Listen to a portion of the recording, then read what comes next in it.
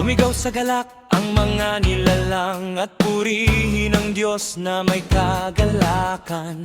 Wagas na pagpuri sa Kanya'y ibigay. Ito ang sabihin sa Diyos na dakila. Ang mga gawa mo ay kahanga-hanga.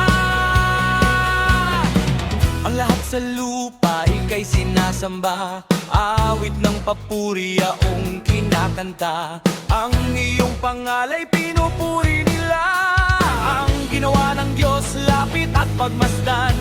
Ang kahangahangang ginawa sa